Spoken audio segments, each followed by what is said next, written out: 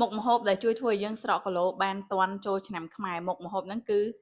មុខម្ហូបណាក៏បានដែរអ្នកទាំងគ្នាឲ្យតែថាយើងញ៉ាំបរិមាណកាឡូរីរួមពេញមួយថ្ងៃរបស់ល្ងាចអត់លើសពីតម្រូវការរបស់រាងកាយរបស់យើងសល់ពេលតែមួយខែជាងទៀតគឺដល់ចូលឆ្នាំខ្មែរអញ្ចឹងថ្ងៃហ្នឹងគឺខ្ញុំមកចែកម្លែកតិចនិចងាយបើសិនជាអ្នកទាំងគ្នាចង់ស្រកឲ្យទាន់មុនចូលឆ្នាំខ្មែរទី1ដែលយើងត្រូវធ្វើគឺការដែលយើងចាំបាច់ត្រូវកាត់ផ្ដាច់ពួកប្រភេទភេសជ្ជៈផ្អែមអាហារដែលវាមានជាតិស្ករខ្ពស់អីទាំងឡាយហ្នឹងឲ្យយើងកាត់បន្ថយព្រោះអីបើសិនជាអ្នកទាំងគ្នាកាត់ផ្ដាច់ពួកប្រភេទជាតិស្ករបានណាគឺវានឹងធ្វើឲ្យយើងស្រកគីឡូលឿនខ្លាំងមែនទែនជាពិសេសគឺកន្លែងខ្លាញ់ក្បាលពោះទី2គឺឲ្យយើងកាត់ផ្ដាច់ពួកប្រភេទអាហារកែច្នៃខ្ញុំលើកឧទាហរណ៍ដូចជាប្រហិតមីអីជាដើមអញ្ចឹងអាហារពួកហ្នឹងអត់មានសារជាតិអាហារអីដល់រាងកាយរបស់យើងហើយសំខាន់កាឡូរីវាខ្ពស់ជាតិខ្លាញ់វាក៏ខ្ពស់ដែរអញ្ចឹងបើយើងកាត់ផ្ដាច់វាបានអាហ្នឹងគឺល្អខ្លាំងមែនទែនទី3គឺឲ្យយើងផ្ដោតទៅលើការញ៉ាំប្រូតេអ៊ីនឲ្យបានគ្រប់គ្រាន់អាហារពេលដែលយើងញ៉ាំគឺព្យាយាមផ្ដោតឲ្យមានប្រូតេអ៊ីនយ៉ាងហោចណាស់ក៏ខ្ទង់20ទៅ30ក្រាមនៅក្នុងមួយពេលដែរខ្ញុំលើកឧទាហរណ៍បើសិនជាយើងញ៉ាំពងស្ងោរមួយគ្រាប់គឺវាមានប្រូតេអ៊ីនប្រហែលខ្ទង់4ទៅ5ក្រាមអញ្ចឹងអ្នកទាំងអស់គ្នាអាចគុណមើលទៅតាមនឹងបានប៉ុន្តែគ្រាន់តែថាបើពងក្រហមមួយថ្ងៃយើងញ៉ាំត្រឹមតែ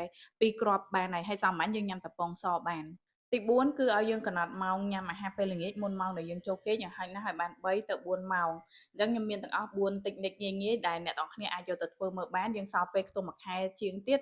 ឲ្យតែយើងអនុវត្តទាំង4ចំណុចហ្នឹងគឺវានឹងជួយយើងស្រកបានសម្រាប់អ្នកដែលគាត់មានគោលដៅចង់ស្រកឲ្យទាន់ចូលឆ្នាំខ្មែរហើយត្រូវការអាហារជំនួយខាងខ្ញុំគឺយើងមានអាហារជំនួយដែលជួយធ្វើយើងស្រកបានលឿនអញ្ចឹងសម្រាប់អ្នកដែលគាត់ចាប់អារម្មណ៍អាច comment ពាក្យថាចាប់អារម្មណ៍នៅខាងក្រោមវីដេអូនេះចាំខ្ញុំផ្ដល់ព័ត៌មានលម្អិតជូន